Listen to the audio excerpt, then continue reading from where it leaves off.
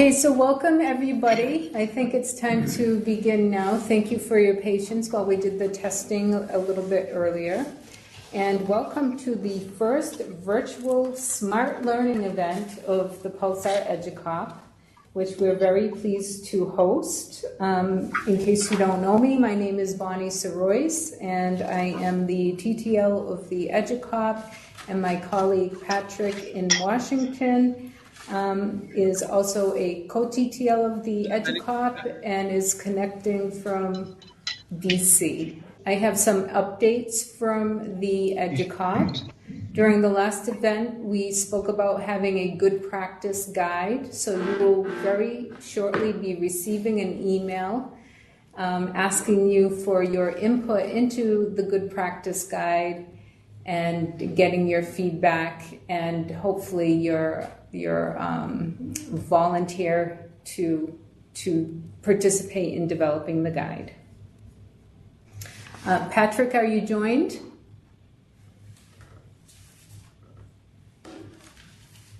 Okay. So I believe we lost Patrick from Washington, but Patrick was going to provide some updates on the matrix of comments related to the PULSAR EduCop survey results on the core competency framework. So at the last event, we also presented the draft core competency framework to the group and solicited some input from the group on the framework. And what we got some responses, and we're very pleased that 100% of the respondents agreed that the key functional categories identified in the framework capture the key roles involved in the accounting function within government, and that the core competencies also capture the necessary proficiencies related to accrual accounting for each functional category. Also, 100% of respondents agreed that the learning objectives are properly identified for each core competency and that they find the framework useful as a whole. So we were very pleased with the responses. The responses, the matrix of comments can be found as an attachment to the invitation for the event. So I encourage you to please take a look at that and ensure that all of the questions were answered, all of the comments were responded to appropriately.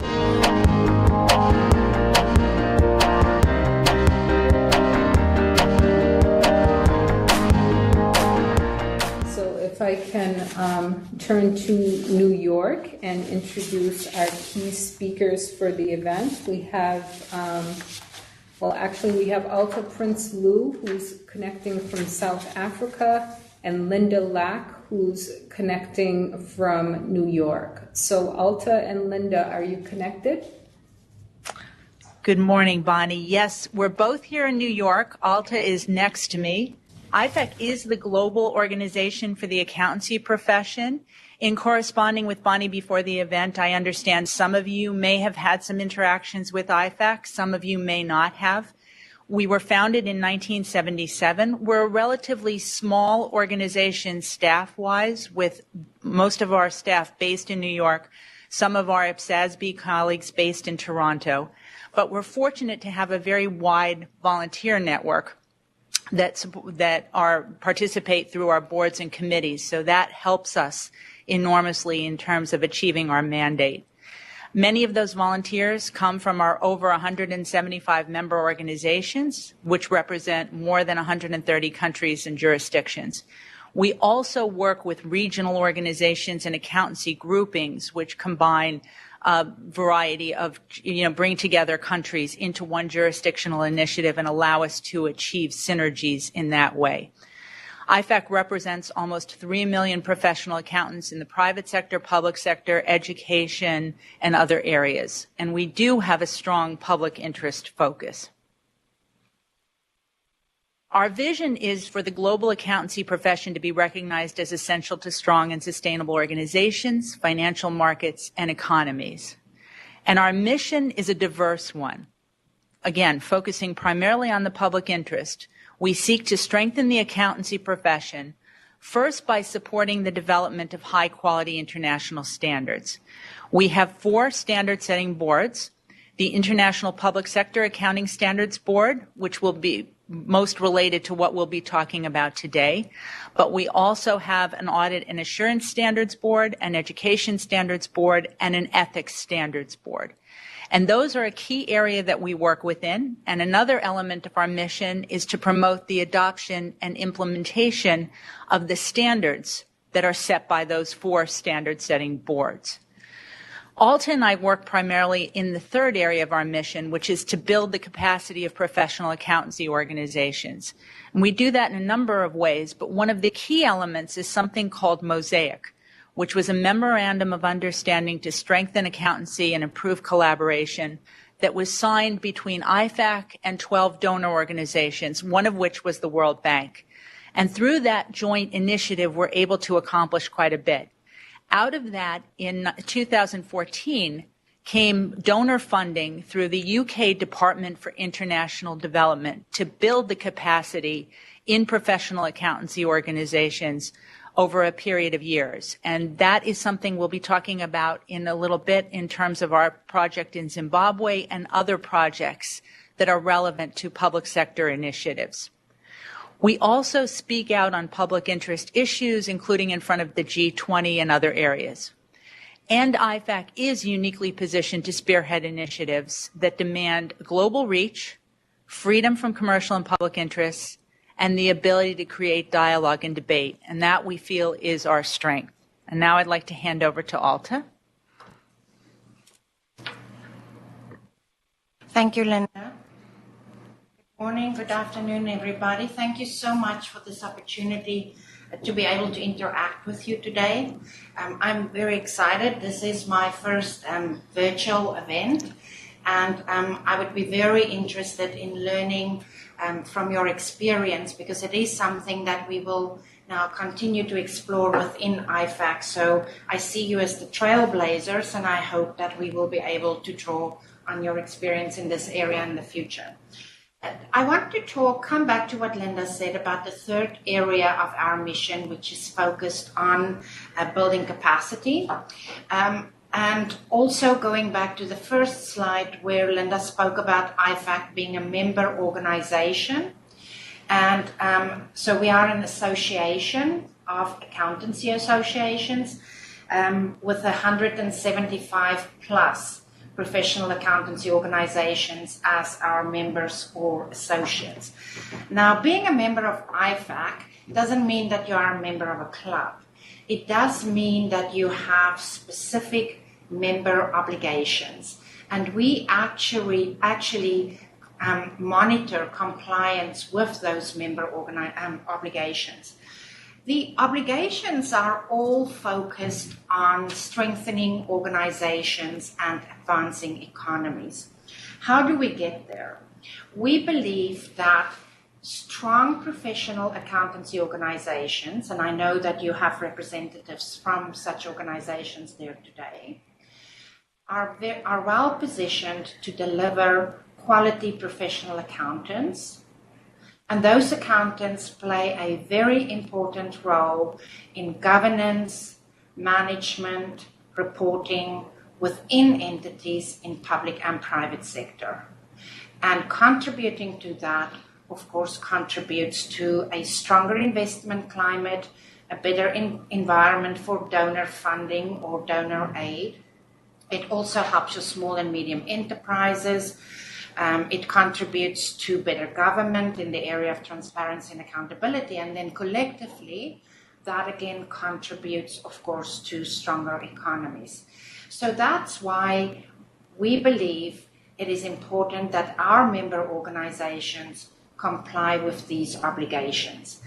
And as I said, we monitor the compliance, and for the first time this year, we have made publicly available the data that we have collected and continue to collect through this program.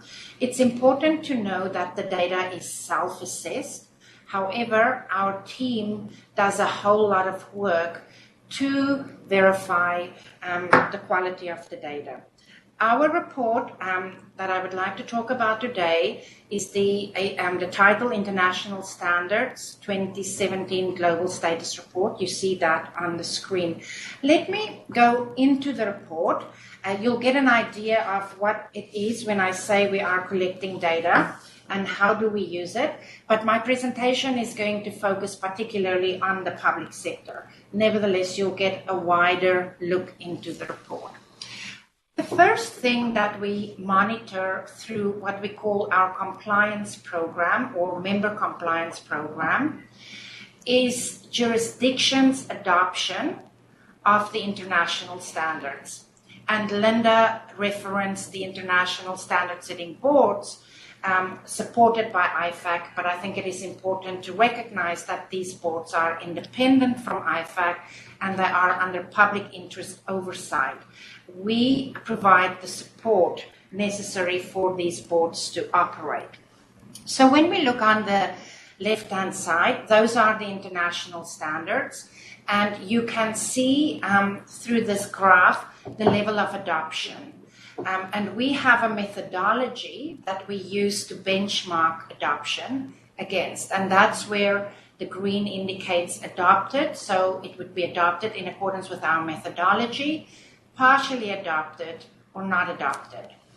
So we have international standards on auditing, most adopted, code of ethics, then we go to international financial reporting standards, quality assurance, international education standards, investigation and discipline, and quality assurance and investigation and discipline is as it relates to the accountancy profession. And then our focus today, international public sector accounting standards. So you can see that the data in our report, which covers approximately 104 professional accountancy organizations, if I could recall correctly, in approximately 80 jurisdictions, but those are representative of the world. Quick recap, just to make the connection again, talking about International Federation of Accountants, 175 member organizations, really focused on quality professional accountants on the basis that they make a important contribution to stronger organizations and advancing economies. And for that reason, IFAC member organizations are held to a certain standard, which we introduce through the statements of membership obligations. Those statements of membership obligations focus on quality and international standards, and we are monitoring compliance. This year we have published our first, or made publicly available, it's actually our second report, but the first time that we have published it, showing the data that we have collected through the compliance program. And this data is from 104 professional accountancy organizations in 80 jurisdictions, although they are representative of the world. When we go to page 5, just an indication again, the statements of membership obligations, there are 7, and as I said, they deal with quality as well as the international standards, and today we focus on public sector.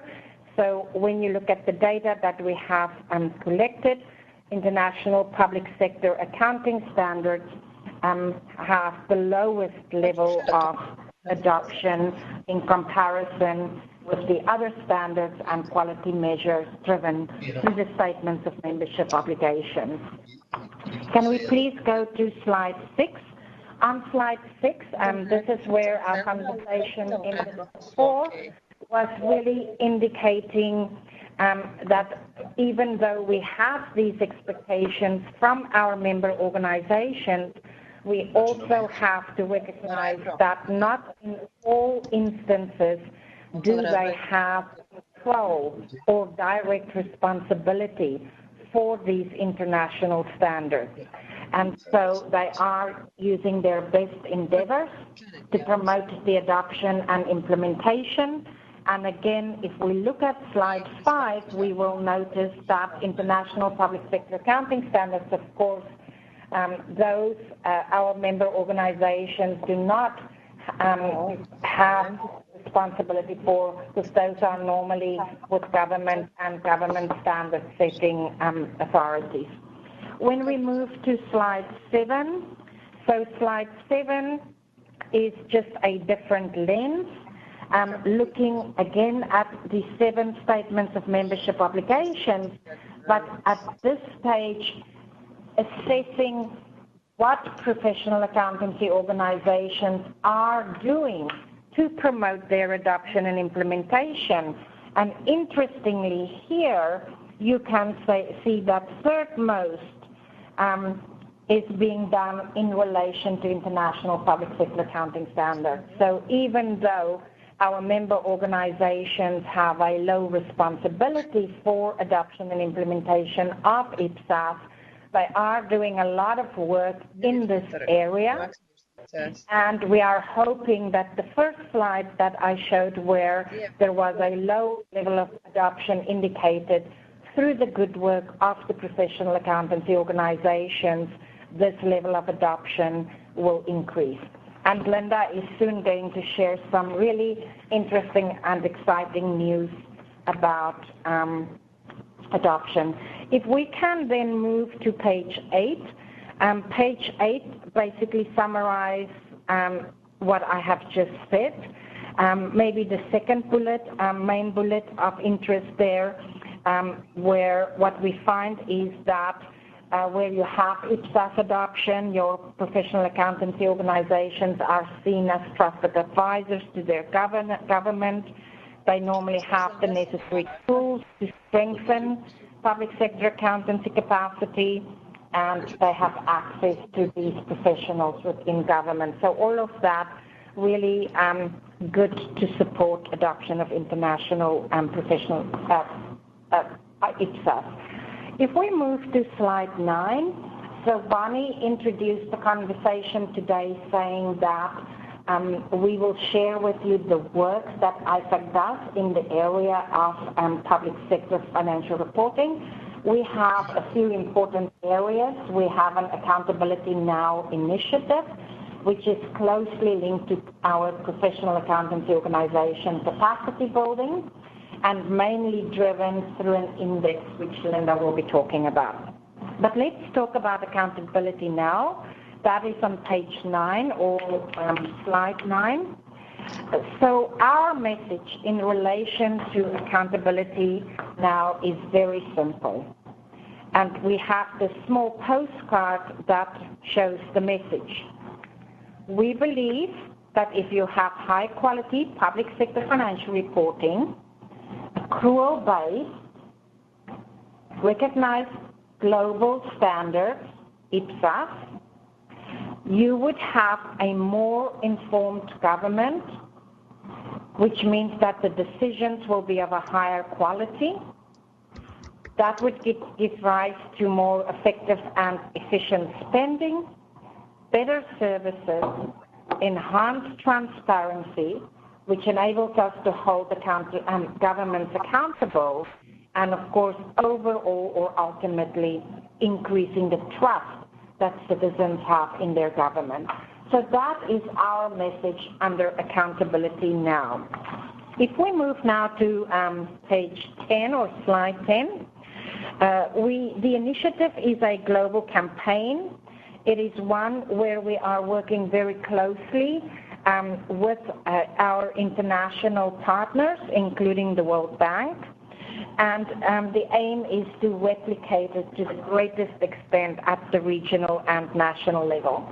And a year or two ago, I presented at a national conference in Nigeria, and the conference was focused on public sector financial reporting, and it was really interesting to see how they have picked up Accountability Now. Basically, their tagline for this particular conference was Accountability Now Nigeria. And so that's how we are seeing this initiative being replicated in different countries. We have three main areas of focus for this initiative: raising awareness. But what we find is that often the awareness exists, but it's the how. It is how do you put that awareness in practice? Yes, we know, government knows, that accrual-based public financial reporting is essential, contributes to transparency, accountability, trust, but how do we make that work? Next step for us is to create the partnerships that would progress the implementation of accrual-based financial reporting. And these partnerships are mainly focused on bringing the accountancy profession as a trusted advisor to government, working closely with the Accountant General and the Auditor General. And then lastly, building the necessary capacity, because what you could have great awareness, you could have great partnerships, but if you don't have the necessary capacity to implement, you will not get any further. So if we move to slide 11, for part of the Accountability Now initiative, what we have found is the use of roundtables are very powerful. And in the roundtables, what we would do is we bring together the accountancy profession and relevant stakeholders, particularly from government, and establishing a partnership where the accountancy profession acts as trusted advisor to its government, and then looking at how accountants generals, auditors generals could be equipped with the assistance of the accountancy profession to move from planning to actual implementation.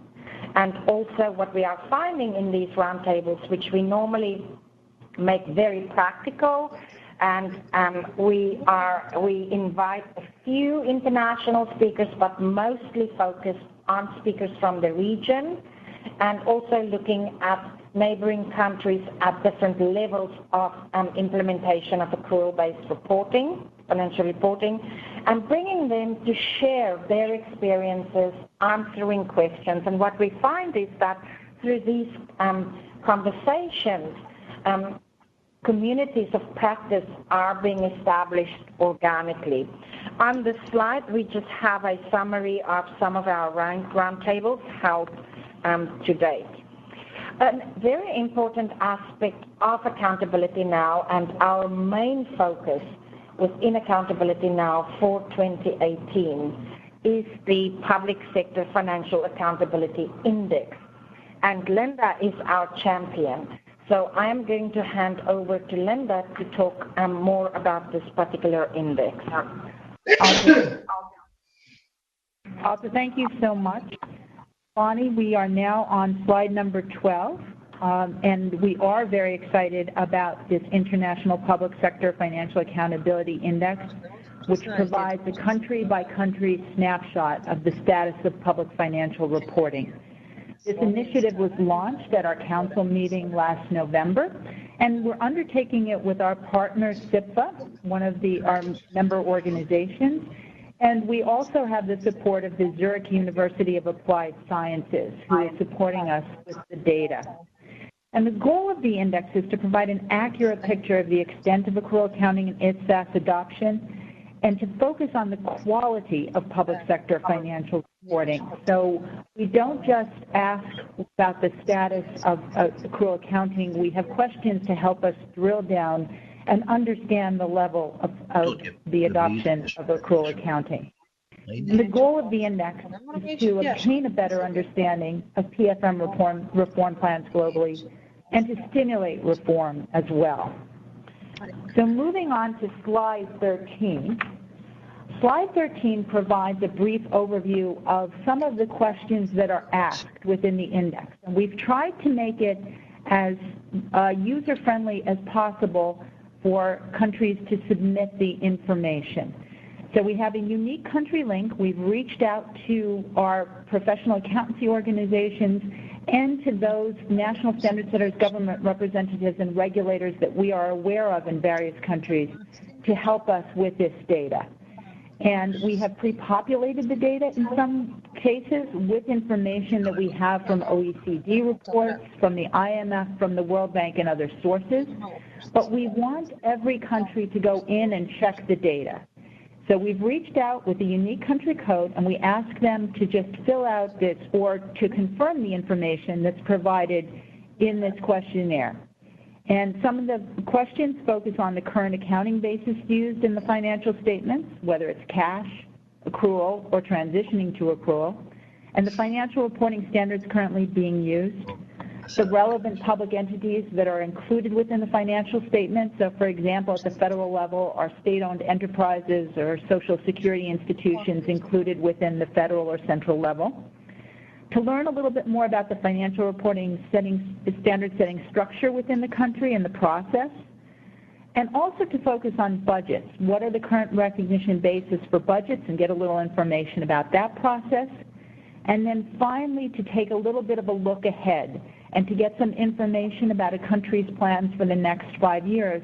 For example, if they currently are at cash, about any plans to transition to accrual and when that might be happening.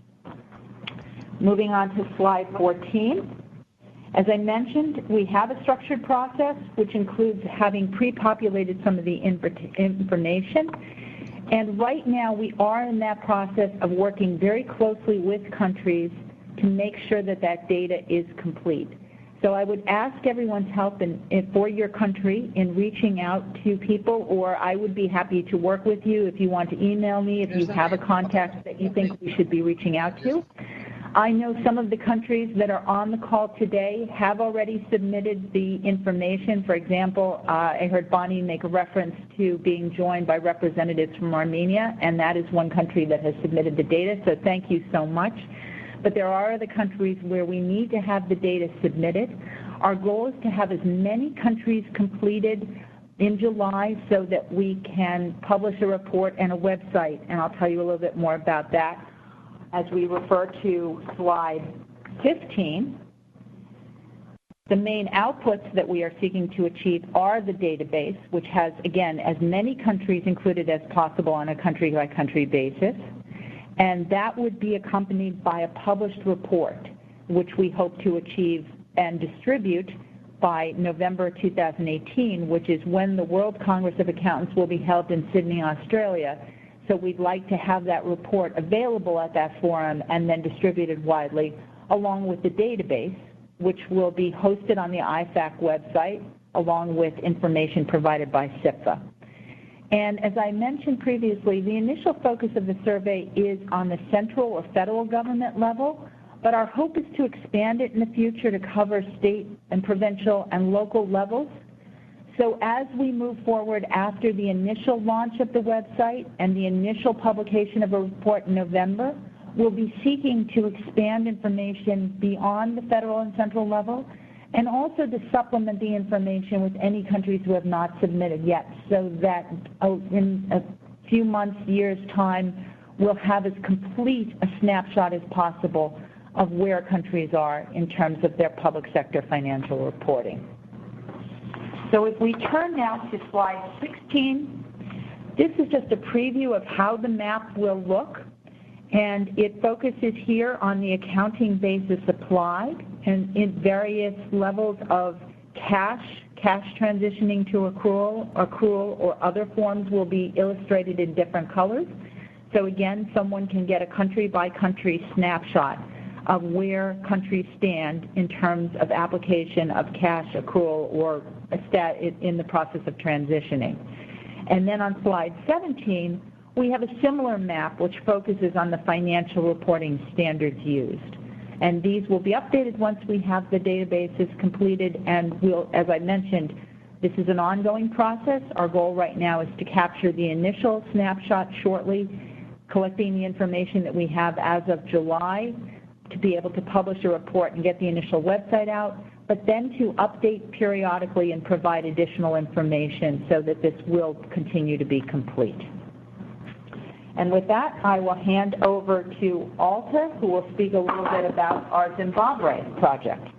Thank you so much, Linda. So coming back to accountability now, the participants will recall that we have 3 areas of focus: raising awareness, and I would say, and the next is partnerships. And the index for me fits in both categories because we are hoping that the index would kind of put a challenge out there. So we have said, Armenia, thank you for completing. So I'm hoping that our other participants would now be very curious to see whether they have their countries are already represented in the index, and if not, to help us do that. Our aim, as Linda said, is to have 60 countries completed for the report that we would like to have ready by World Congress of Accountants. Right now we are about 20 countries short.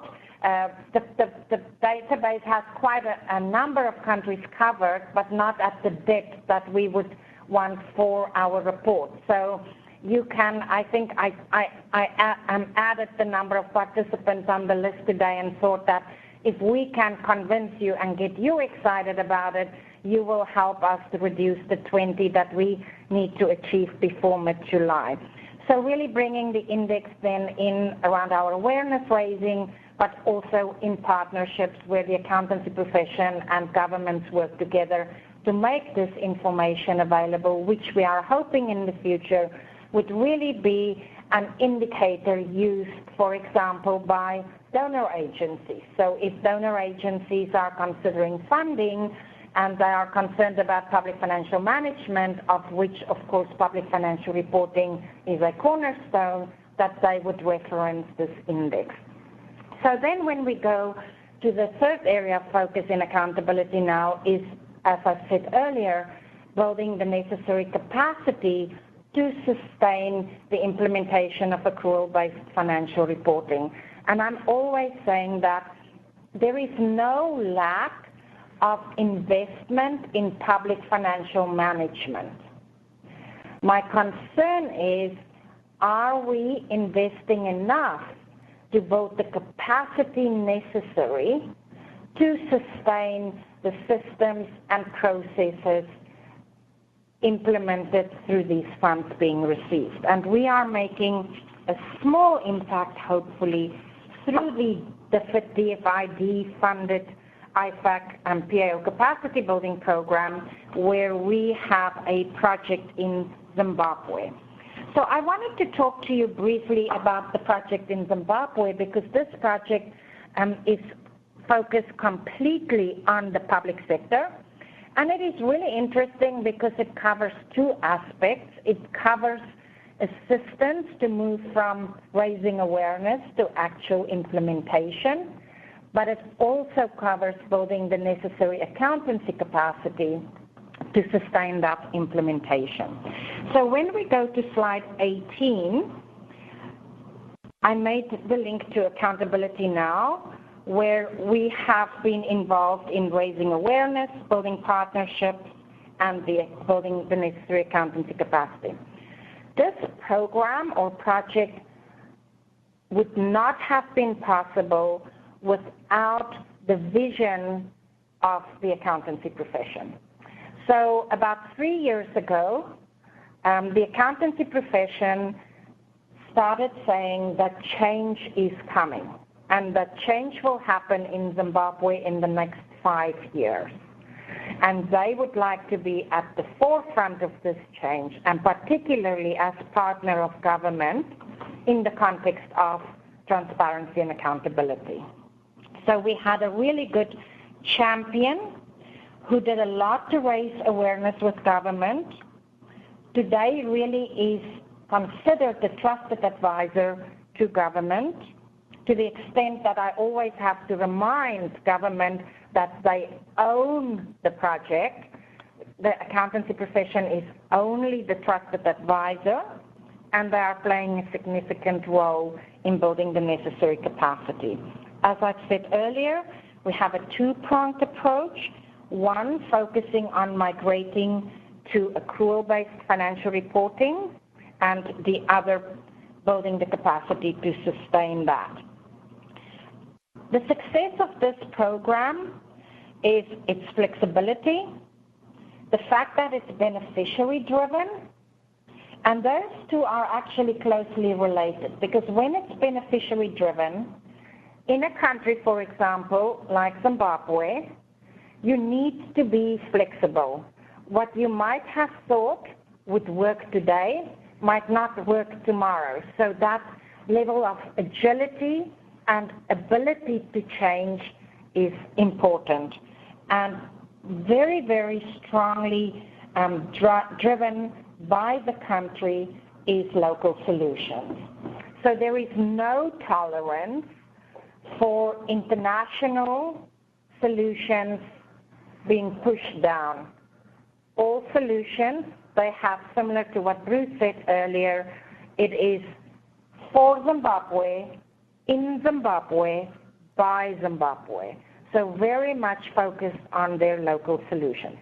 So what we then decided was to make sure that we keep this focus on local solutions. Let's put together a few guiding principles. Those are on page 19. So every decision, every project component that we are undertaking in Zimbabwe needs to meet these guiding principles. These guiding principles then meet the expectations of the beneficiaries. It has to be focused on public sector accountancy capacity, and most importantly, at the foundation, intermediary, and advanced level. So really thinking foundational, accounting technician, qualified accountant level, and it has to be complemented with continuing professional development. It has to be fit for purpose, timely. We have to recognize that we might have short-term solutions that might not fit all the guiding principles. Over the longer term it might, but to make sure that we sequence. Sometimes we have to bring a short-term solution or a medium-term solution to ultimately achieve our longer-term solution. Value for money, essential, effective, efficient, and economical. And we have to avoid unnecessary duplication. And that was where Bruce was talking about utilizing what's being developed with AFROSAI-E within the Zimbabwe project. And then again, absolutely focused on local institution building and the transfer of knowledge to locals. So those are the principles we use as we progress our journey. Here are the success factors, the things that we have been grappling with in the project and what we constantly have to keep our eye on.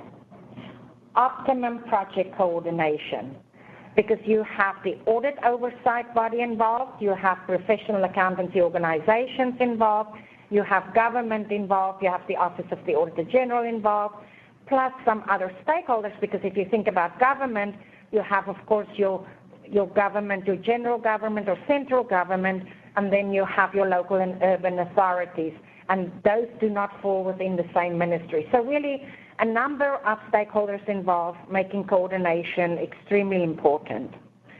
Donor coordination. The DFID funding coming through the IFAC program only covers part of this huge endeavor. So it's really important that the donors stay coordinated and that as the plans are being developed, they are developed in a coordinated way. And then just from our side, working with DFID, is that we find that as a donor, they also need to be flexible. Because, coming back to what I said earlier, flexible, beneficiary-driven, we are working in a fragile state. Changes can come quickly. What was approved today might have to be revised and something else approved tomorrow. So really having the donors understand this level of flexibility. Government ownership, as I said earlier, the government is so impressed with their accountancy profession that sometimes I'm worried that they might not own the project. We had a round table not too long ago in Zimbabwe, and there was a press interview with the Deputy Minister of Finance, And in his response to many of the questions from the media was, well, the accountancy profession is going to do this, or ask the accountancy profession. So it was really important to say, yes, they are a trusted advisor, but ultimately if this is not owned by government, and in the case of Zimbabwe, this ownership is driven through the Office of the Accountant General, then the project will not be successful. So really keeping our eye on that. Another very important aspect that Bruce raised, which addresses Alfred's, or partly addresses Alfred's comment around, or question around retention, attraction and retention, is that we are working very closely with the Public Services Commission. The Public Services Commission is the employer of all civil servants, and it's really interesting because the Office of the Accountant General, there are 30 members of staff, but in finance positions across government, there are thousands. And so the Accountant General does not have that level of authority or control over those finance personnel. So it's really important for us to have this relationship with the Public Service Commission, making sure they buy in, making sure they're committed, but more importantly, making sure that we develop a plan with them. And something that I can make available, Bonnie, if you think it is interesting, but not so long ago, I came across this plan that was developed in South Africa. And the plan is absolutely focused on building capacity within government. So government, the Public Services Commission, put a plan together to build the capacity. And that's kind of where we are aiming in our relationship with the Public Service Commission in Zimbabwe, is for that commission to be so bought in and committed that it will work with us to develop that plan that would actually provide finance personnel a career within government. And, that could entail quite a bit, because if you think of the United Kingdom, when they started their journey building their accountancy capacity, they actually established an institute or a professional organization within government for the finance personnel meeting certain criteria. So really thinking about how can we make sure that it's attractive, that we help people with their development, their recognition, and that we retain them. And then the fourth success factor for us is PAO innovation. So I can bring it back again to what Bruce said. Bruce, he spoke about accounting technician, and he said, that it's a delicate journey, and that not all professional accountancy organizations are open to change. And that's why we are talking about innovation. Because for the accountancy profession to remain relevant, particularly in our developing economies, they have to be relevant to their stakeholders, including government, which might mean building accountancy capacity not only at the qualified professional accountant level, but also at your intermediary and foundation level. So here we are working with our PAOs to be really innovative in how they build public sector accountancy capacity, but also then how do they recognize them within their membership so that they are part of a professional accountancy organization, which for us is very important, because all members of professional accountancy organizations, of course, are subjected to a code of ethics, and they are subjected to continuing professional development. So both aspects really important to sustaining good capacity and fighting fraud and corruption in government. So that's why it is important to us. I'm almost done.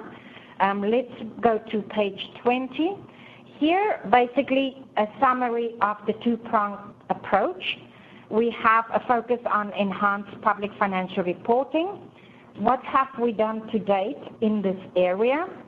With the accountancy profession in Zimbabwe and our partner organization, which in this case is CFRR, funded by DFID in the UK. We have held stakeholder consultations, which ultimately led to government adopting IPSAS. So that was a really visible outcome of work being done. There was a second stakeholder roundtable held to confirm their continued commitment to talk about IPSAS implementation, the challenges and the opportunities. And this is a roundtable similar to what I spoke about earlier when I spoke about the power of roundtables, where we brought in neighbors to share their journey. Again, very positive outcome. Here, the government established an IPSAS implementation working group.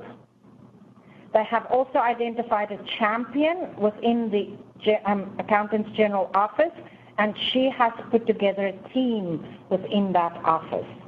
The working group is impressive because the working group is across government. So everybody who attended the second roundtable, very specific invitees from central, urban, and local government, are now part of the working group.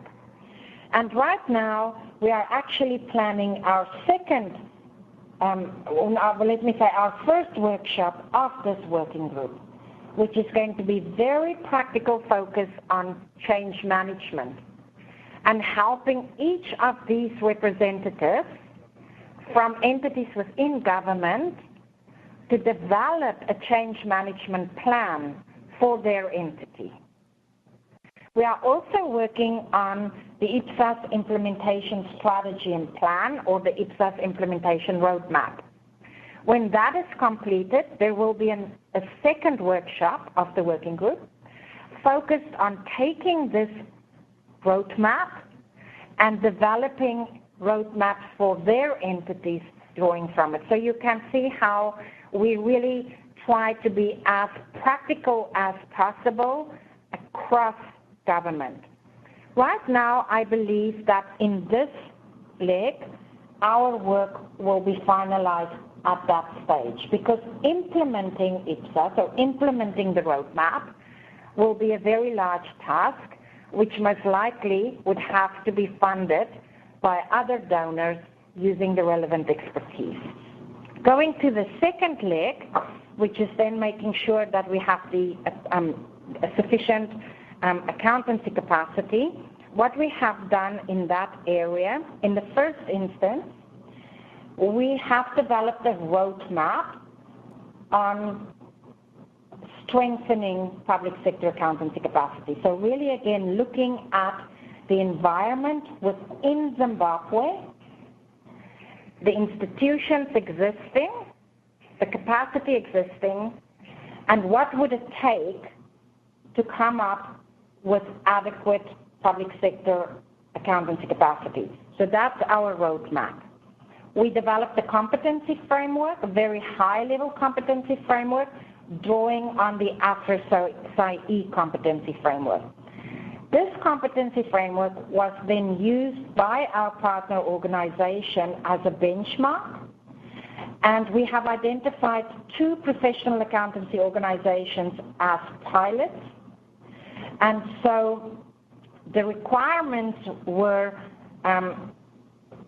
their current situation was benchmarked against the competency framework and the international qualification of CFRR. Gaps were identified and strategies developed as to how to address those gaps.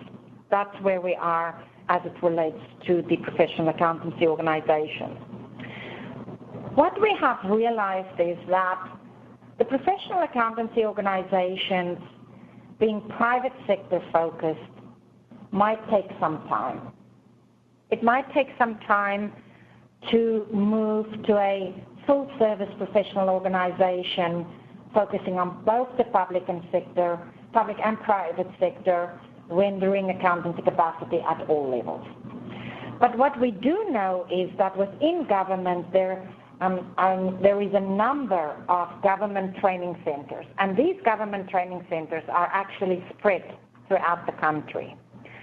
So At the end of the month, we will have a roundtable with relevant stakeholders to explore the feasibility of developing a 3-level diploma in public sector, or public financial management rather, to be delivered by these training organizations, recognizing that, of course, the capacity would also have to be built within these institutions to be able to render the diploma.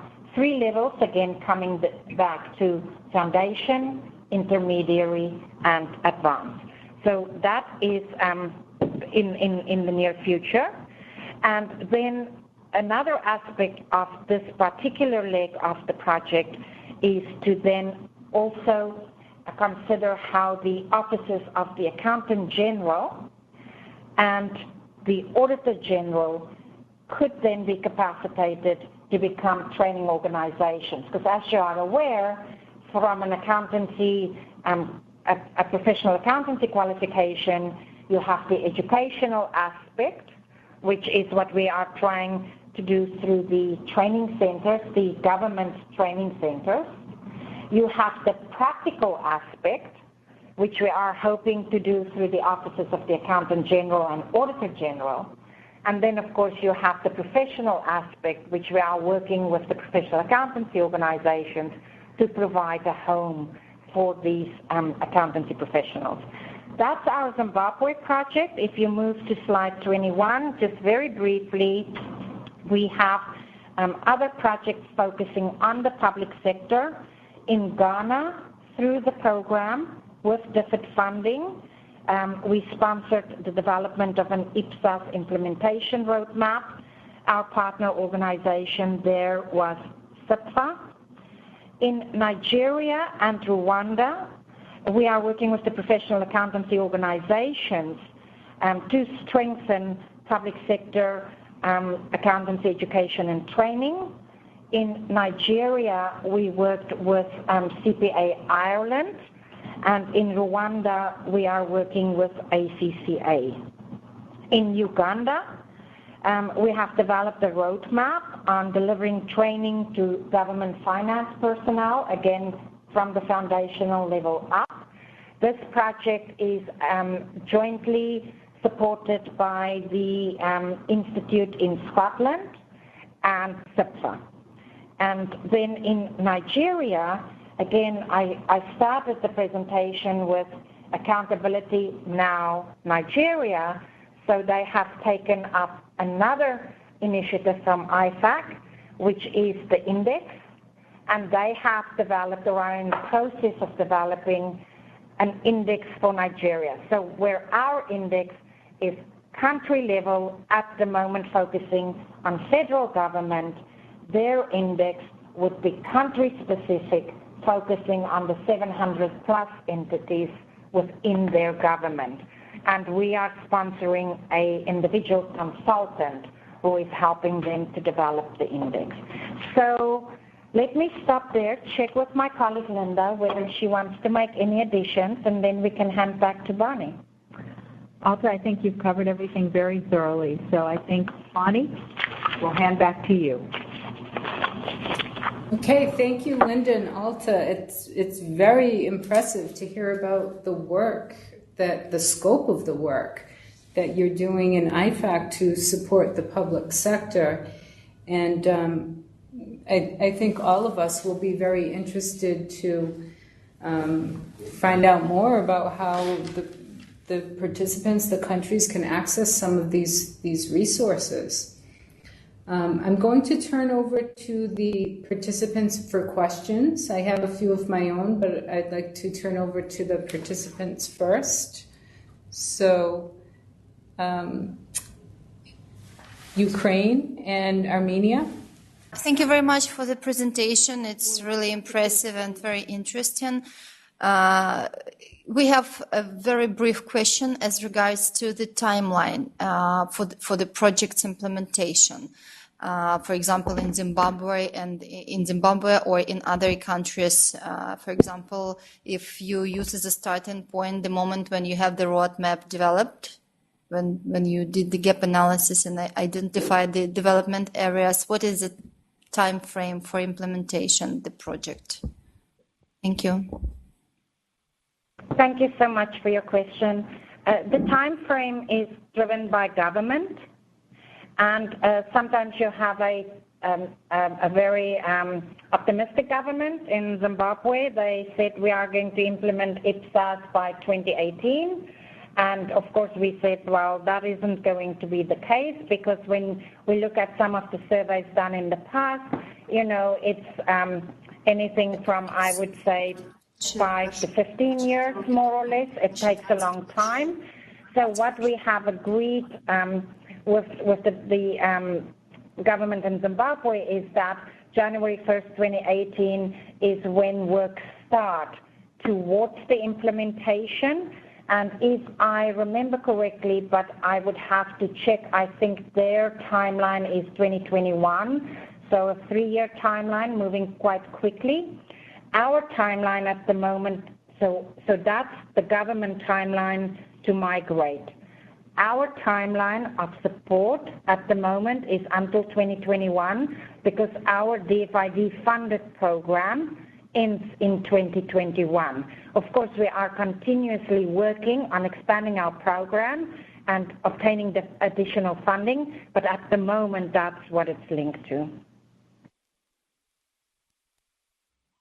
Thank you very much for your answer, and I will take a liberty to ask the question on behalf of our professional organization, which is also a member of IFAC. It's Ukrainian UFPA, Ukrainian Federation of Professional Accountants and Auditors. They were connected, but unfortunately due to some problems with connection, they lost connection, and I'm sure they would be interested to know if you have any plans on similar initiative in other regions, like for example, in Ukraine. Do you have any plans to work with our local PAOs? Thank you. Thank you so much.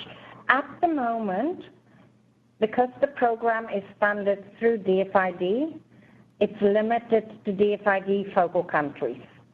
So all the countries that we have selected are on the list of focal countries.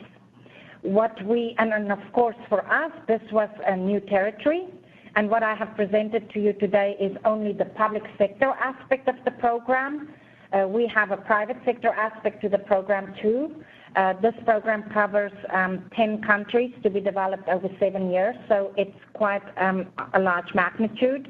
And what we have said to ourselves, or actually what our board has said to us at the start of the program, was stay focused, do not immediately seek additional funding, make a success of this program. But now we are halfway into the program, so we are considering how we can expand it. And one way of expanding it is really to look at countries where a need exists and to work with those countries and interested donors. So, of course, we would be interested in learning more about your needs, because that helps us to identify opportunities. And often it also helps us identify regional needs, because what we have found was that we can sometimes get permission to use the DFID funding for regions where they might not have a specific country on the list, but they themselves might have regional projects. The Caribbean is an example. And so it's really good for us to have a good understanding of these needs, which we of course also obtain through the status report that I spoke about earlier, which could enable us to do a regional project, which could enable us to share information. Bonnie started up saying, is this shareable? Everything funded is public and shareable, but also identifying opportunities as to how can we work with specific countries and donors to take them forward. Thank you very much again for your answer and for the great presentation. No more questions on our side. Thank you. Thank you, Natalia. Do we have any more questions from the participants? And Patrick, also I see that it looks like you've managed to be reconnected. I think, is your audio working? like to thank the presenters for, educating us on what is going on. I noticed on slide 5 that IPSAS implementation around the world has not been adopted in about 45% of the countries. Is there any reason for this, such that at least we can know why it's not being adopted and then tackle that aspect? Thank you. Patrick, that's a really good question. The status report is really driven from the statements of membership obligation. So it's really driven from what is it that professional accountancy organizations are doing to promote the implementation of IPSAS. And when you look at the slide on page 7, you will see that in the case of IPSAS, they are doing quite a lot. However, when you go back to page 6, it will show you that they have very limited control around the adoption. And so the reason it is not adopted would be with government. Our work is to equip our professional accountancy organizations to be able to raise awareness with government and other stakeholders, and then to partner with them on this journey. So I don't have an answer as to the reasons, and I think it would be very different from country to country, but I can say that the professional accountancy organizations appear to a great extent complying with the requirement for them to use their best endeavors to promote IPSAS, even though it's not really, adoption is not really in their control.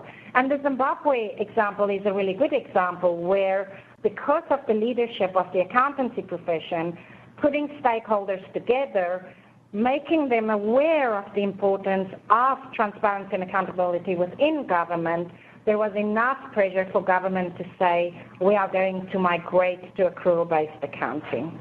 Alta, I also have a question on slide 6. I found it very interesting on the international education standards, which are of course applied by the PAOs, the member PAOs, that the direct responsibility was only at 10%.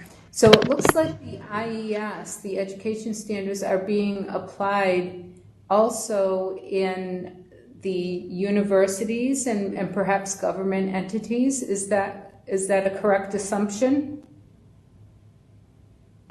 Yeah, so what we find is that IES adoption and implementation is really multi-stakeholder. And as you said, you have your government qualification authorities, you have your universities. So there is, as it relates to the, in particularly the initial professional development, often that is not within the control of the member organization, and we are seeing that is a large challenge for IES implementation. I see. Thank you. Okay, that explains. I had another question too. You mentioned on the roadmap that you're developing.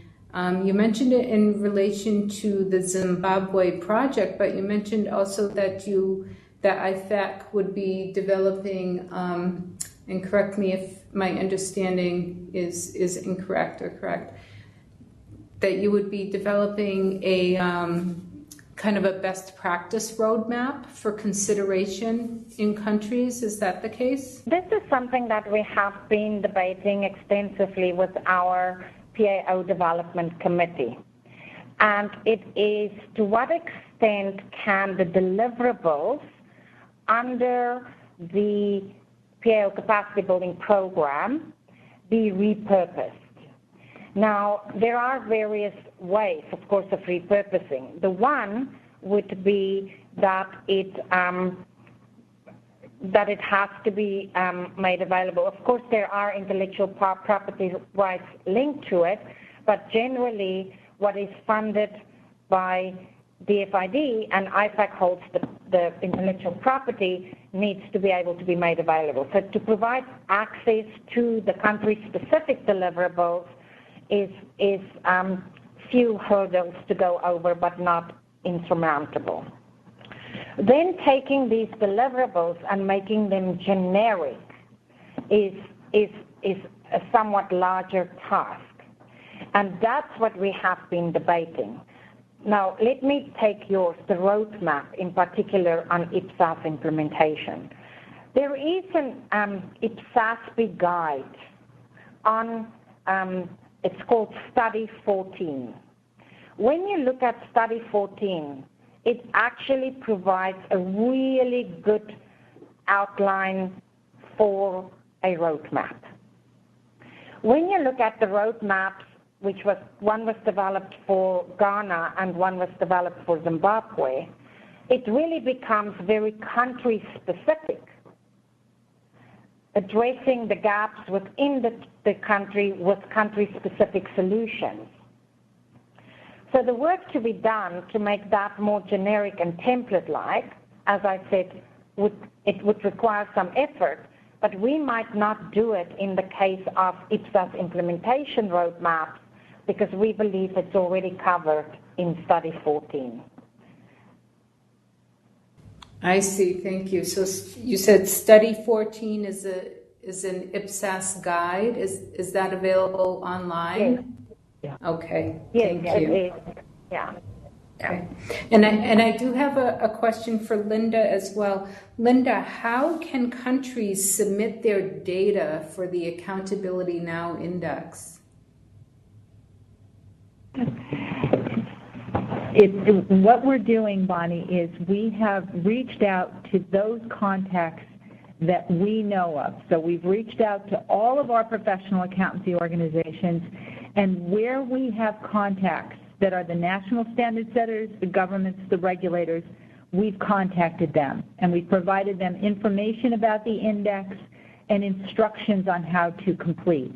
So what we need and where we could use the support of everyone on the call is if you have not received this information, if you could contact me, I would be happy to share the instructions and let you know who we have reached out to in any given country. Maybe we are not hitting the exact right person, so it would be great if we could connect the dots and make sure that we're getting to the right people so that this information could be submitted. So, Linda, yes. Because the database, of course, is not publicly accessible. Right.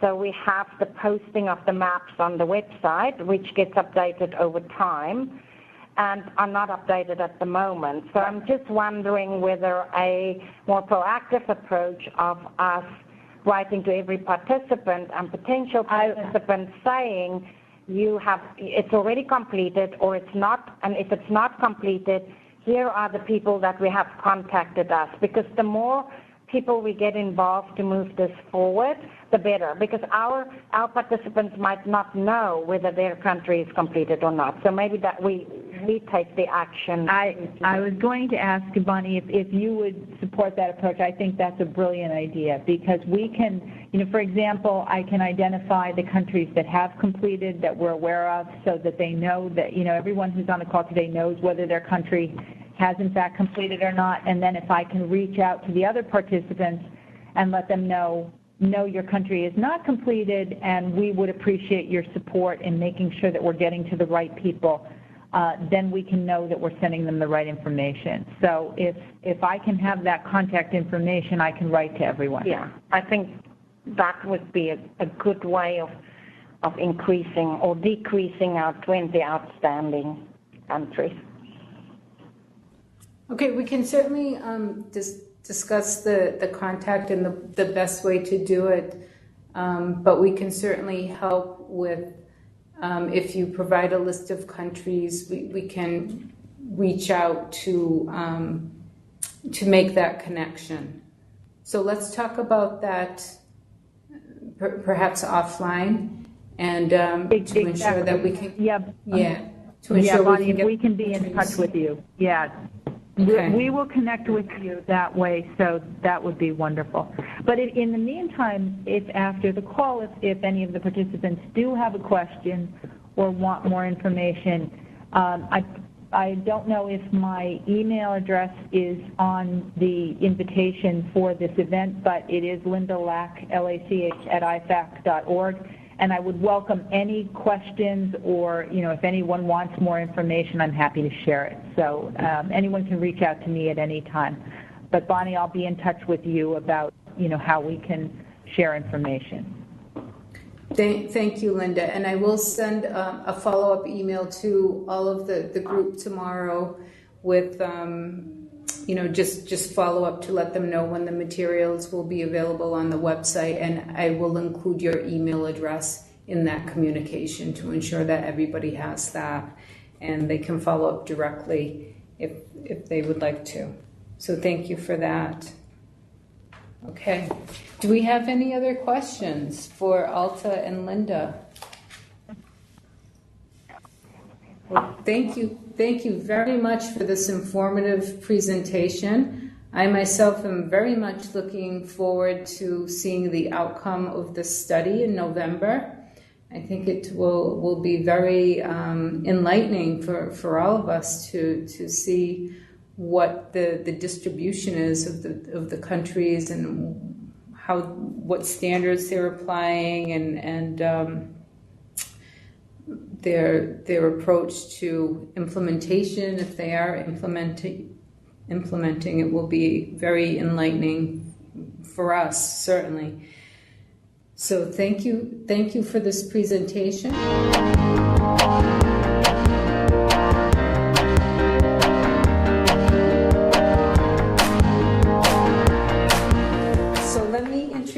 To the group, then, our second speaker, Bruce Vivian, who's the Senior Manager of Professionalization at AFROSAI-E, which is the African English-Speaking Association of Supreme Audit Institutions.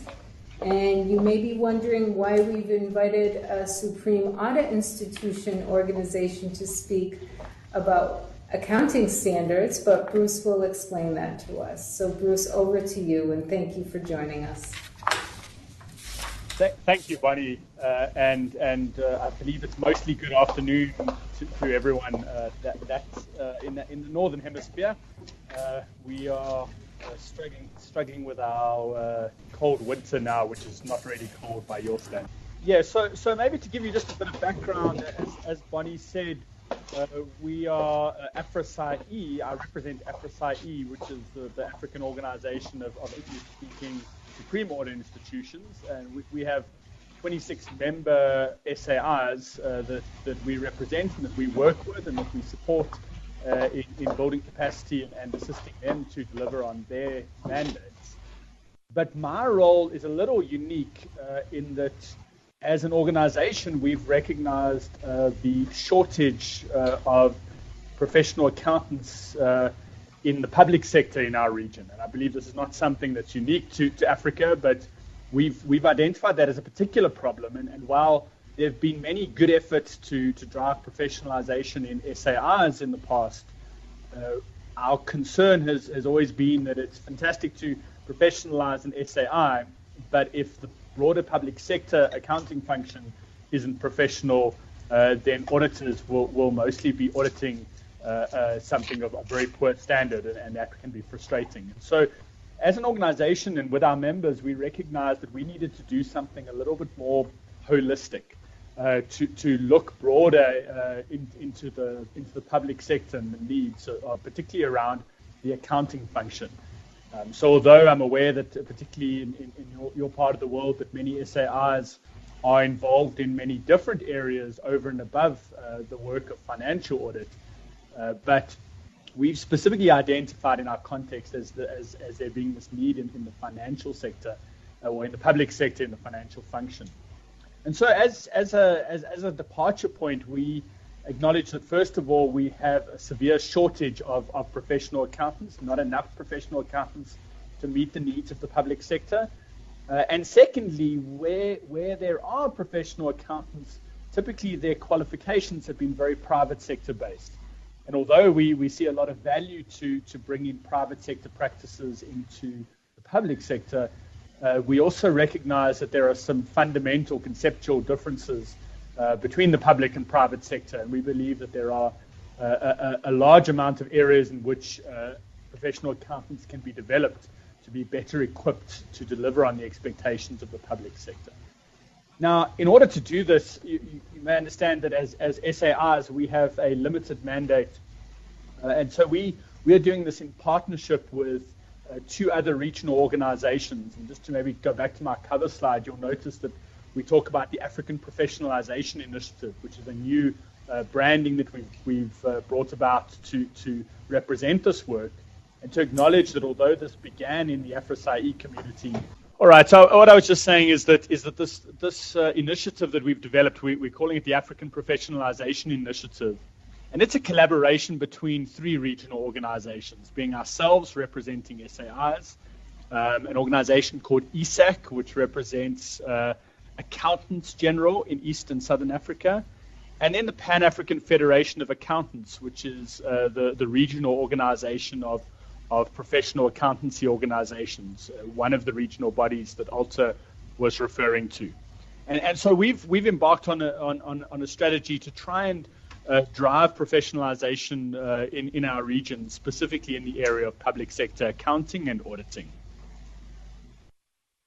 So fundamentally, we think that accountants can add a great deal of value, and I'm not going to spend too much time on this slide. It's there for your information, but when we talk about driving accountability and transparency and good governance, we believe that accounting professionals have a critical role to play in this space, and particularly to protect African states from exploitation of their resources, as well as from corruption within the public sector and in the broader context.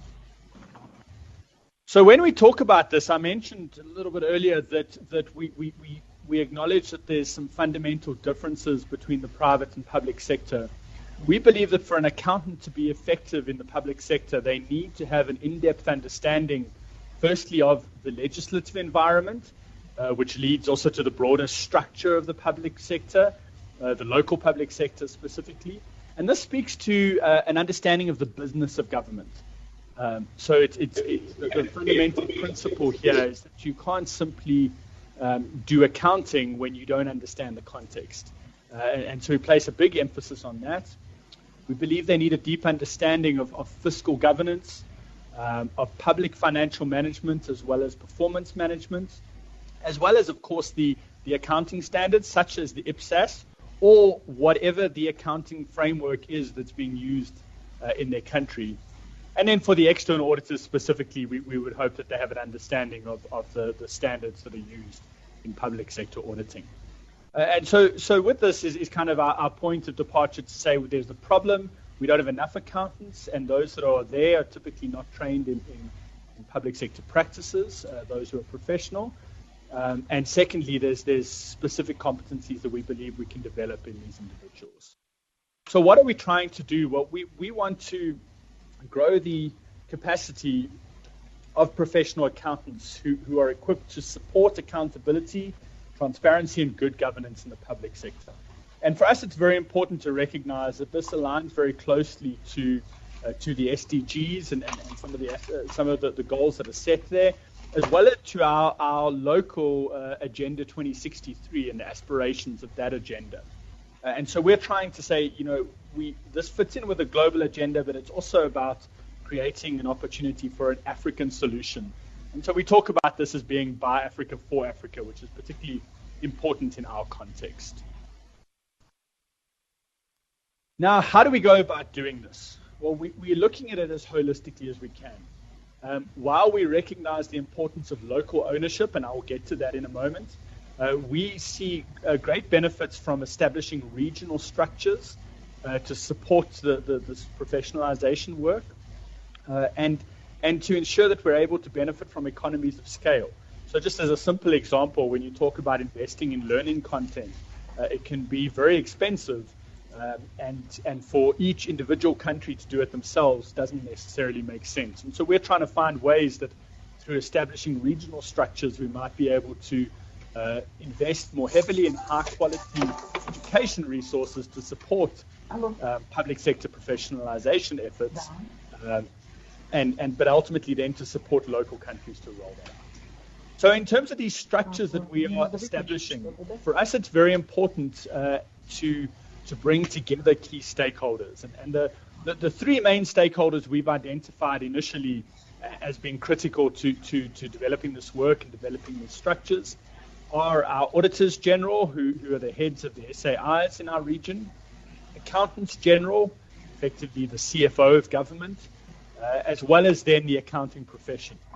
And so we've established something that we refer to as the Independent Oversight Board, which is comprised of these three stakeholder groups. And so in its present form, we have 5 auditors general, 5 accountants general, and 5 senior members from the accounting profession in our region who are overseeing our work, but not just overseeing, but also taking ownership for it.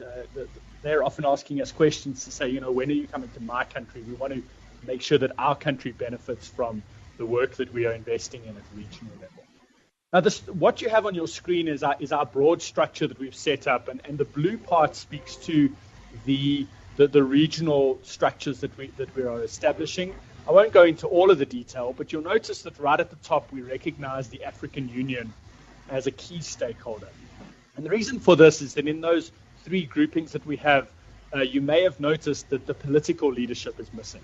And our strategy to work on that and to ensure buy-in in our context is to get support from the African Union, to get recognition for the work that we are doing. And that work is underway and in progress, but we're hoping that will be part of driving political will to support efforts to professionalize the public sector at the local country level. In this diagram, you'll notice that we've got the blue, but then we drop down into the green section. And here I want to really emphasize, while we are trying to invest in regional resources, regional guidance materials, and support materials, we believe that if we're going to be effective in driving professionalization, it needs to take place at the local level. And so that means engaging with local regulators where they exist, as well as the local professional accountancy organizations. We are not wanting to eliminate the professional accounting organizations. We want to partner with them, and we want them to, hopefully adapt their qualification frameworks to take into account public sector needs and to utilize some of the resources that we are investing in.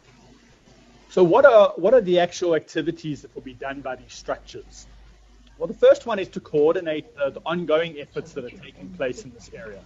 Many of our countries have done some work in trying to get more accounting professionals into the public sector. We want to understand that, support it, learn from it, and hopefully bring together that knowledge. I think maybe just to pause there for a moment, I wanted to highlight that while there are many people who sit in government who may have some background in accounting or some basic understanding of bookkeeping or whatever it might be, one of the big gaps we see is the fact that they are not necessarily part of a professional organization. And this limits their accountability in terms of the quality of their work, their ethical conduct. And this is why we view it as being critically important to work through professional accountancy organizations. So the actual activities that we are doing, one of the most important that has been achieved already is to define the minimum requirements for accounting qualifications that meet the needs of the public sector. In a sense, this is about saying this person, the professional accountant who's fit for purpose to work in government, what do they look like? What are their competencies? And so I was very happy to hear you reflecting on the work that you're doing on a competency framework, and would be very interested to learn from that.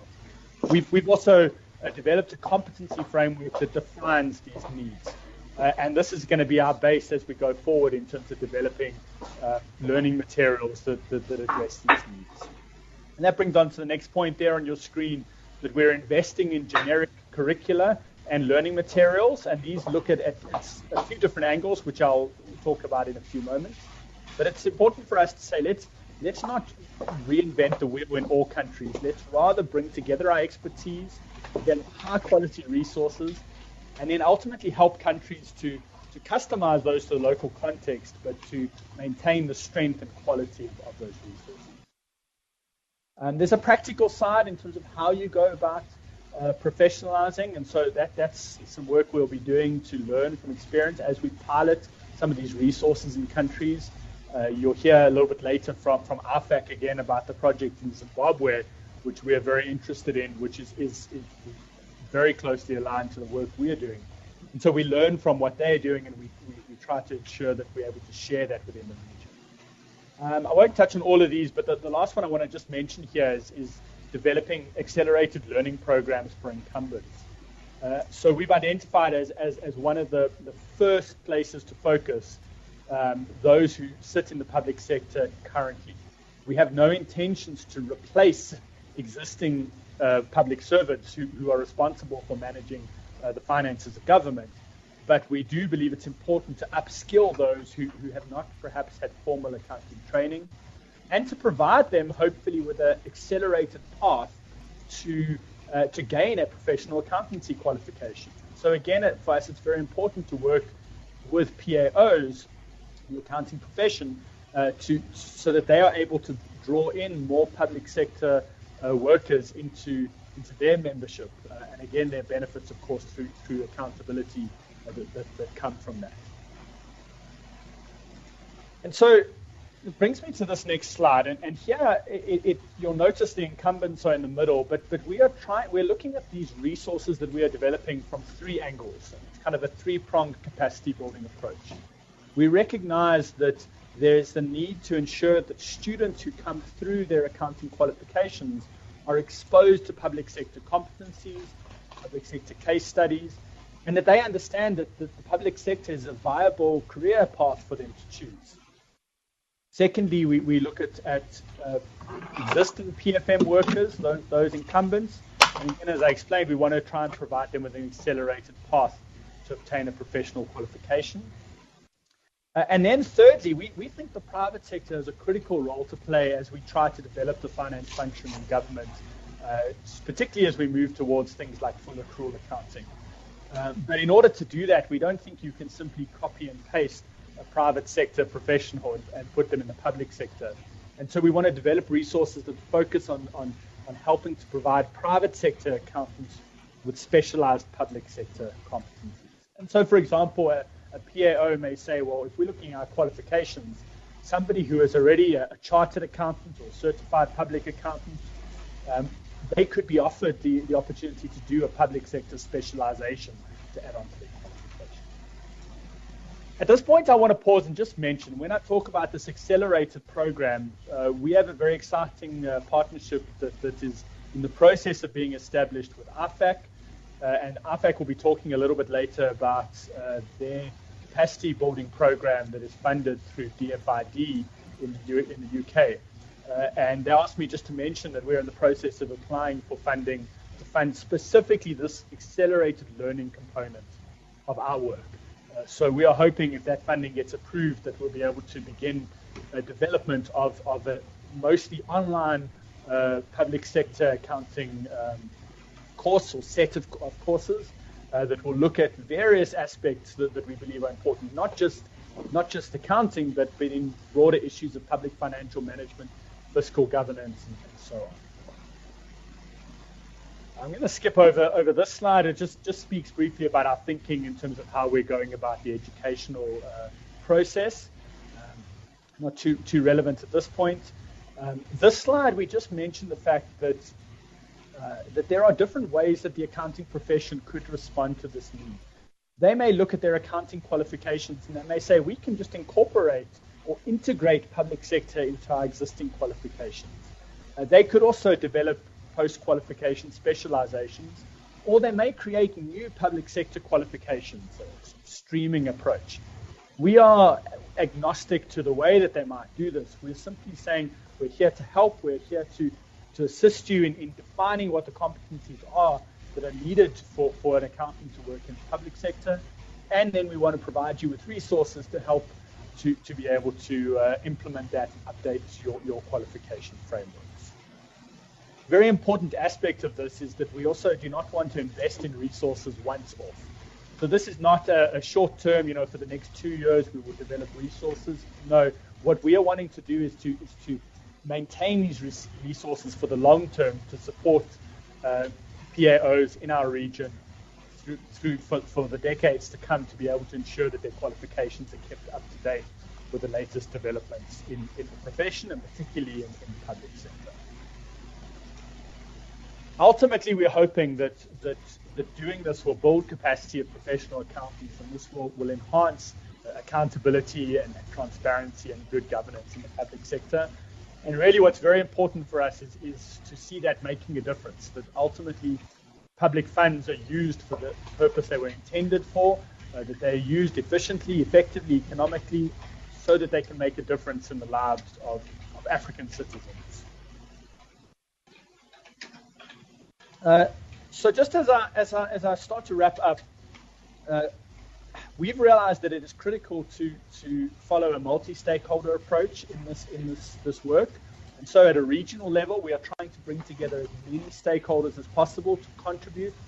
We don't have the answers as AFROSAI-E. We are simply the people who have started this process, and in partnership with the other regional organizations, PULSAR and IFAC, we are trying to make sure that our members contribute and give input to this journey, and that they bring their expertise and their knowledge to the table, that we can share that for the benefit of the region. But ultimately, this will end up moving towards the country level. When you get to the country level, that is where, again, it's going to be critical for all stakeholders to be around the table. And I'm really encouraged by this event and the fact that you've brought together, stakeholders from government, from academia, from the accounting profession, and really we think this is the best way forward in trying to drive change in the way accountants are.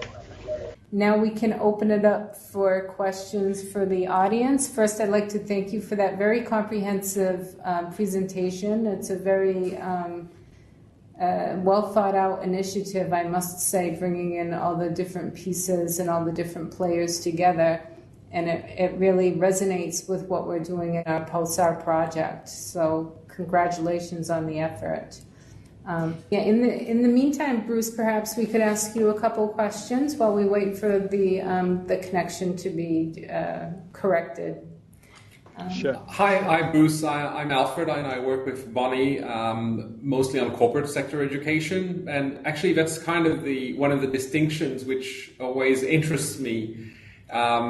Because, well, I have a couple of questions, but one is related to the brain drain, I guess. Isn't the issue with retaining accountants in the public sector one of the issues the fact that as soon as you get them proper skills that are marketable, they move to the private sector where they can get better paid? And second question was related to your role in this initiative. I mean, I see that the PAOs are involved at the national level. So are you certifying the programs or the implementation, or are you then sort of handing that over to the PAOs and IFAC to ensure that the quality remains once the program is up and running? Thank you. Thanks, Alfred.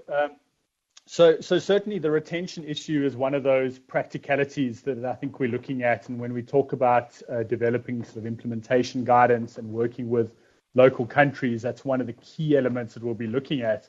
I think we cannot stop people leaving the public sector, but we believe it will be a lot more healthy when people are moving in and out of the public sector to, whether it's going to private, coming back to public as part of a career.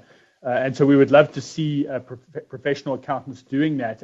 At present, it's quite rare for a professional accountant to want to work in the public sector. And so part of it is about trying to make it more attractive. So at a stakeholder level, what we think is very important is bringing in the Civil Service Commission, Public Service Commission, the employer of government, ensuring that the issues of compensation are addressed. Certainly in many of our countries, accountants aren't recognized as professionals in government, and so they're not compensated as professionals. They're compensated at the same level as public servants. So that's a critical issue that would need to change. Of course, there's other mechanisms in terms of if somebody's been put through a program as public sector incumbent, that there may be mechanisms to try and in a sense, force them to stay. But we're much more interested in the positive side and saying, how can we start demonstrating that the public sector offers fantastic career opportunities? How do we tap into the idea, particularly for young people who are interested in making a difference in their country, that the public sector may be the space for that? Nonetheless, we see a lot of benefit of somebody who's worked in the public sector moving to private, who is likely to still work with the public sector through public-private partnerships, procurement, and so on. And the fact that they understand the context better, we see a lot of value in that. So it's kind of, we're looking at it from different angles, and we certainly would keep it very high on the agenda, as a roadmap was developed within an individual country to say, how do we address this? I think if I was to sum it up, kind of using the analogy of a bucket with a hole in it, the bucket's always going to have the hole in it with people leaving, but we need to be building a pipeline that's pouring more water in than we're losing through the process. And hence the thinking of it from many different angles, the students, the private sector, people who might come in, as well as incumbents. On your second question around certifying, so our thinking is that as a regional structure, that we might be able to, in some form, we don't have the wording yet, but in some form, recognize or accredit a particular qualification in a country as being aligned to our competency framework and our methodology. But ultimately, our concern is more about ensuring that the qualification is recognized in the country. So the official certifying or the official qualification needs to be at country level. I think this is particularly important because, in governments are local governments, they're in their own country, they have their own sovereignty, and having a qualification that meets their unique needs is particularly important. In terms of the role that someone like IFAC would play, their standards are very important. And so aligning what we are doing to international education standards, ensuring that issues are not just looked at in terms of initial professional development, that, for example, it goes through to continuous professional development is important. And so that kind of alignment to international standards, to the IPSAS, to the auditing standards where applicable is important. But in short, no, we don't want to be the certifying body. We don't think that's the answer at this point in time. We want to help local PAOs to do that work, and we can hopefully give some level of accreditation to what they're doing in our regional capacity. Okay, thanks. That was a very useful and informative response. Bruce, I'm curious, when you mentioned the qualification, is it a separate qualification from the general qualification in the country, or is it an additional qualification that's specific to the public sector? Thanks, Bonnie. Maybe if I can just use this slide just to highlight that we're being kind of agnostic to exactly how it might be done. So we acknowledge that it could be through the existing accounting qualification being updated. It could be through a specialization that happens post-qualification. So perhaps you get some general public sector exposure in your main qualification, but then you specialize in the public sector. Or it could be through a separate qualification. What we are quite clear on is that we are not wanting to provide to have a lower tier of qualification in terms of versus the private sector. We recognize the need for accounting technicians and the other levels, but we're starting by saying we need to make sure that we have people who are on the same level as accounting professionals who are working in the private sector at present. Later on we'll take it down to those other levels, but we don't want a second tier qualification. So if it's a streaming approach, it would be a qualification that's on the same level as a private sector one. But this is something that we picked up in our region as being a stumbling block, where if it's forced in one direction, members of the professional institute of the PAO can be quite resistant. And so we want to rather say, look, here's the competencies. How can you best incorporate it into your broader qualification framework in a way that makes sense in your context? Thank you for that, Bruce. So it sounds like each country is different in how they apply the qualification. Okay? Yeah. Informative. Do you have any other questions, Alfred? Well, where are you at? I mean, you've laid out a very good detailed strategy that's well thought through. Where can you give us an indication of progress you've made in any particular countries and the challenges? Yeah. So in terms of our implementation, we're probably about 18 months into the process, and most of the initial implementation has been around creating awareness, bringing stakeholders on board, and creating a sense of ownership. Our key achievements to date has been developing the competency framework, which you have the overview, as well as now we're moving towards developing the accelerated learning program. We've already developed a curriculum for that, and now it's just going into the full development phase. Our plan at the moment, as we're running with the development work, is we're now identifying a couple of pilot countries where we are hoping from the beginning of next year to begin the process of developing a strategy and a roadmap for that country to be able to embark on a professionalization effort. While that's happening, we're also engaged with IFAC's project in Zimbabwe, which is a little bit further along. And so although that wasn't part of our initiative, it's very closely aligned to our thinking. And so we are also going to be piloting our resources in Zimbabwe. So when the accelerated learning program is ready, we would then use them as one of our first countries. But from next year, we will be in pilot countries. I think what's important just to recognize, what we don't want to do is just throw material at a country and say, here's something to help you. We want to rather work with countries and look at it to ensure that there's a broader strategy around professionalization, that they don't just send some people on a course. So yeah, in short, we're still in the early stages in many senses, but we're hoping if our funding gets approved for the accelerated learning program to have something tangible by early next year that can be piloted in countries alongside the sort of more practical strategy development side. Great. Do you want to hand it over to? Yeah, so thank you very much, Bruce. This is a very interesting initiative, and we're very glad to hear about it. I'll check one more time if any of our countries are able to use their microphones at this point. We do have people connected. We checked the connection. People are still connected and listening, but it seems now, because we had to mute the microphones, that people are not able to ask questions. However, to the participants who are connected, if you have a question, please email me. It's bsorois1@worldbank.org. I think everybody has my email already. But please email me if you have a question and you are not able to use your microphone. We have, I believe, Alta connected by phone. We have a question that has come in through email for Bruce.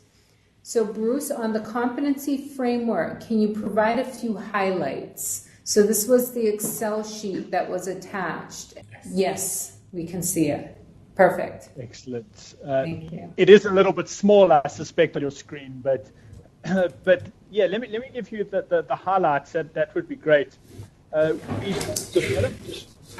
We've developed the competency framework in 5 pillars. And the first thing I want to mention here that I think is the common theme that runs throughout is broader issues of public financial management. So you'll notice that there is no one PFM pillar, but you'll pick up those themes throughout the various pillars.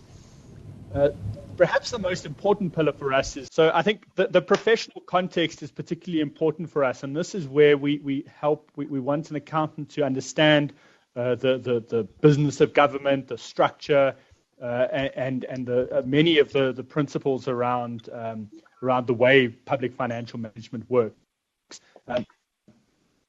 Then we have accounting and reporting, which I think is fairly self-explanatory, but it also includes some elements around issues of budgeting and costing and those types of what in the accounting world would normally talk about as management accounting.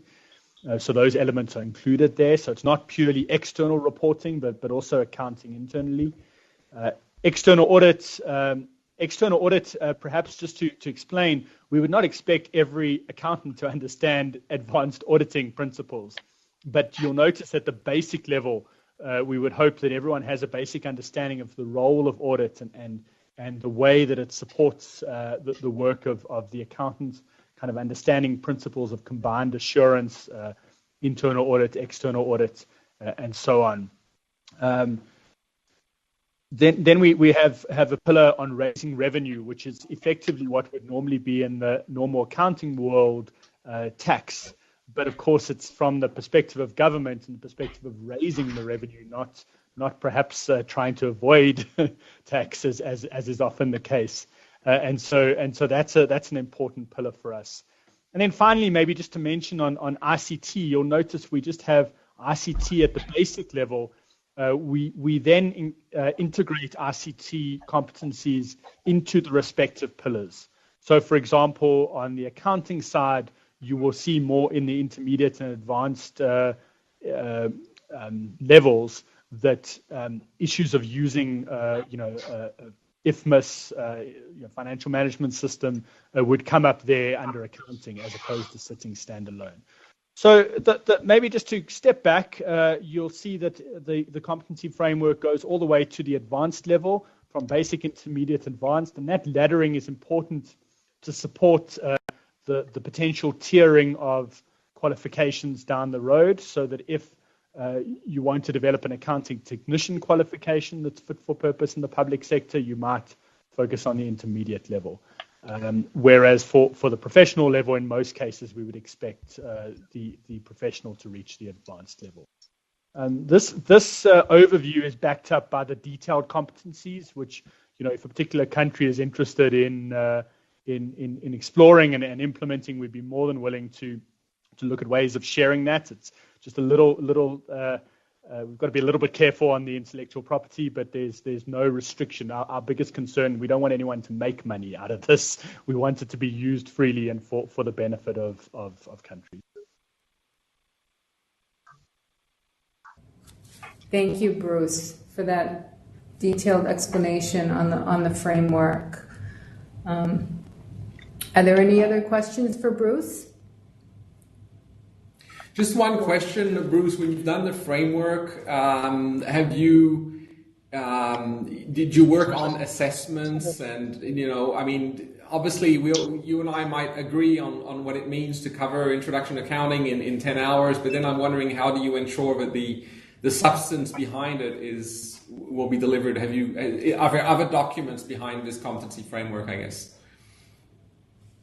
Dealing with assessments, number of hours of training, multiple choice questions, examination forms, oral versus written, etc.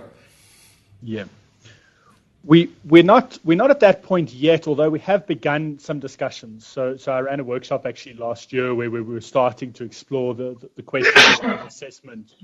I think what's important for us is to recognize that the way that the assessment process will work will differ depending on the target audience. So if we're talking about, a public sector incumbent, we probably don't sit down for a 5-hour exam necessarily. We want to find more creative ways of assessing and ensuring that it's done in an efficient manner and it doesn't necessarily feel like the person is being sent back to school. Whereas when we talk about students, we'd be more open to more traditional methods of assessment. So yeah, we don't have specific guidance at this point. But certainly, maybe just to share in the journey that I've been on in exploring this, that the possibility of using online objective testing is very interesting to us because of the efficiency it brings in being able to assess in a consistent manner across the continent without having to bring everyone together necessarily. And so we're exploring issues like that, but it is the early days at the moment. So we'd value any inputs as well, perhaps in discussions going forward. Thank you, Bruce. That makes a lot of sense. Thank you, Bruce, and thank you to Patrick in Washington who steered the conversation in the direction of the framework. Thank you for the question. And we'll communicate offline to the participants. Thank you very much for joining. Again, I apologize sincerely for the technical issues, and hopefully our next event will run a bit more smoothly. I'm just going to check my email one last time to see if there are any other questions. And there are not. So without any further ado, we've gone over time. Thank you, Linda. Thank you, Alta. And thank you, Bruce. Thank you, Patrick, for connecting from Washington. And thank you to all the participants that have connected in Ukraine, Armenia, and everybody who's connected by WebEx. And I hereby close the session. Bye-bye. Thank you. Thank you.